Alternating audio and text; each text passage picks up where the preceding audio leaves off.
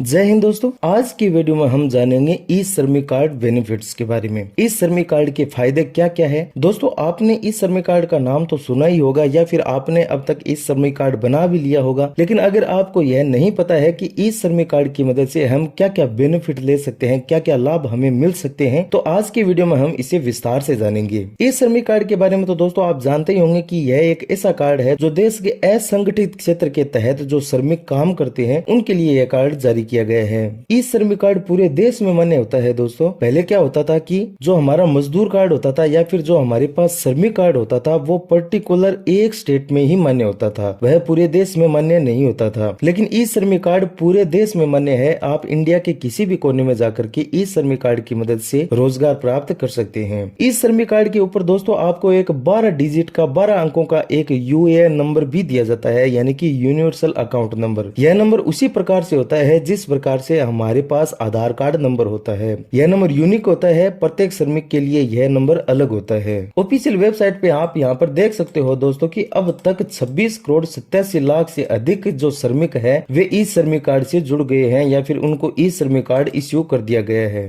अब बात कर लेते हैं दोस्तों ई श्रमिक कार्ड बेनिफिट इन हिंदी के बारे में। तो इस श्रमिक कार्ड की मदद से हमें क्या क्या बेनिफिट मिलते हैं, इसके लिए आपको ऑफिशियल वेबसाइट पे आना होगा। आप ऑफिशियल वेबसाइट पे आने के बाद खुद से ये चेक कर सकते हैं कि इस श्रमिक कार्ड की मदद से हमें कौन कौन से बेनिफिट मिल सकते हैं। वेबसाइट पे आने के बाद में यहाँ पर आपको योजनाओं के ऑप्शन में दो ऑप्शन दिखाई देंगे। एक तो वे योजनाएं हैं दोस्तों जो कि श्रमिकों के सामाजिक कल्याण के लिए बनाई गई है, और एक वे योजनाएं हैं जो श्रमिकों को रोजगार देने के उद्देश्य से चलाई जा रही है। तो इन दोनों योजनाओं का लाभ श्रमिकों को दिया जाएगा। सबसे पहले वाले लिंक पे हम क्लिक करते हैं। जैसे ही क्लिक करेंगे दोस्तों तो यहाँ पर सभी प्रकार की सामाजिक कल्याण योजनाएं आ जाएगी। अब तक 12 योजनाओं को ई श्रमिक कार्ड से लिंक किया गया है जिनका लाभ श्रमिक ले सकते हैं। इन योजनाओं के बारे में हम एक एक करके विस्तार से जानकारी प्राप्त करेंगे। पहली जो योजना है वह है प्रधानमंत्री श्रम योगी मानधन योजना। यह एक पेंशन योजना है दोस्तों। इस योजना के तहत प्रति माह लाभार्थी को 3000 रूपए की पेंशन दी जाती है। 60 वर्ष की आयु के बाद यह पेंशन दी जाती है। अगर लाभार्थी में किसी एक की मृत्यु हो जाती है तो उसकी पति या पत्नी को 50% हिस्सा दिया जाता है, यानी कि 1500 रूपए की प्रति माह की पेंशन चालू रहती है। और अगर पति या पत्नी दोनों इस योजना से जुड़ते हैं तो 60 वर्ष की आयु होने के बाद उन्हें 6000 रूपए प्रति माह की दर से पेंशन राशि दी जाती है। इस योजना का लाभ लेने के लिए दोस्तों आपको मासिक अंशदान देना होता है, यानी कि हर महीने आपको कुछ न कुछ प्रीमियम देना होता है। इस प्रीमियम की राशि है वह 55 रूपए से लेकर के 200 रूपए तक है, और यह पूरी तरह से आपकी आयु पे डिपेंड करती है। इन योजनाओं के डायरेक्ट लिंक दोस्तों आपको इसी वीडियो के डिस्क्रिप्शन में मिल जाएगा, जहाँ से आप इन योजनाओं के लिए अप्लाई भी कर सकते हैं। दूसरी योजना है, यह भी एक पेंशन योजना है, लेकिन यह दुकानदारों, व्यापारियों और जो स्वरोजगार करते हैं उन लोगों के लिए यह एक पेंशन योजना है।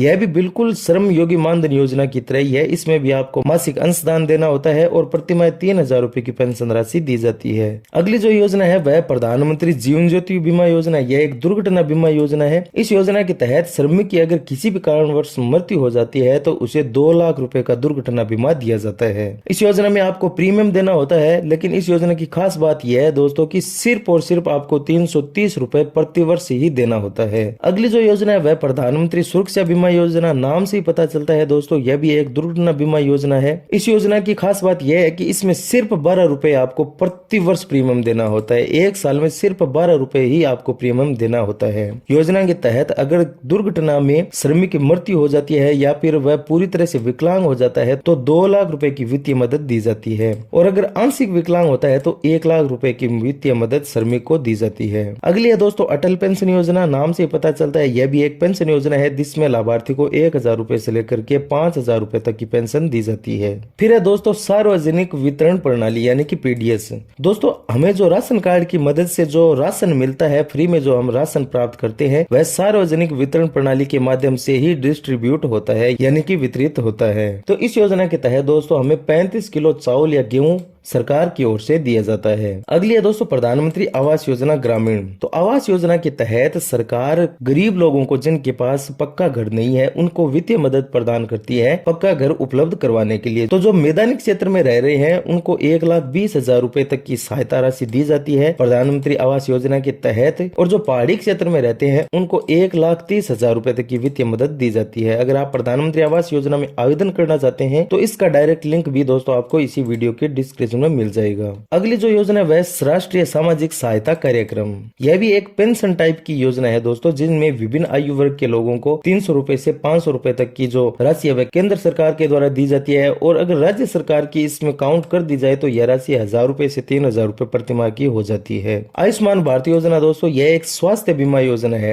इस योजना के तहत सरकार 5 लाख रुपए तक का निःशुल्क इलाज उपलब्ध करवाती है लाभार्थी को। यानी कि अगर कोई व्यक्ति बीमार है तो उसका 5 लाख रुपए तक का इलाज सरकार फ्री में करवाती है, या फिर यूं कह सकते हैं कि सरकार उन पैसों का वहन करती है। फिर इसी प्रकार की योजना है दोस्तों, एक बुनकरों के लिए स्वास्थ्य बीमा योजना है। राष्ट्रीय सफाई कर्मचारी उनके लिए योजना है। जो हाथ से मेला ढोने वाले जो लोग हैं उनके लिए ये योजना है। तो कुल मिलाकर के 12 योजनाओं को अभी तक सामाजिक कल्याण योजना के तहत लिंक किया गया है। अब देखते हैं दोस्तों रोजगार योजनाएं। इस प्रकार की योजनाएं जिनके तहत श्रमिकों को रोजगार उपलब्ध करवाया जाता है। तो आपको रोजगार योजनाओं के टैब के ऑप्शन पे क्लिक करना है। पहली मनरेगा योजना है दोस्तों, जिस योजना के तहत 100 दिन के रोजगार की गारंटी दी जाती है और उसके बदले लाभार्थी को वित्तीय मदद यानी कि दिहाड़ी दी जाती है। तो जो न्यू लिस्ट है नरेगा योजना की 2022 की वह जारी कर दी गई है, जिसका लिंक आपको इसी वीडियो के डिस्क्रिप्शन में मिल जाएगा। फिर दोस्तों अगली योजना है ग्रामीण कौशल्य विकास योजना। इस योजना के तहत जो ग्रामीण क्षेत्र के युवा है उनको कौशल प्रदान करने के लिए शुरू किया गया है। इस योजना के तहत युवाओं को फ्री में कौशल दिया जाता है ताकि वे एक अच्छी कंपनियों में नौकरी के लिए अप्लाई कर सके।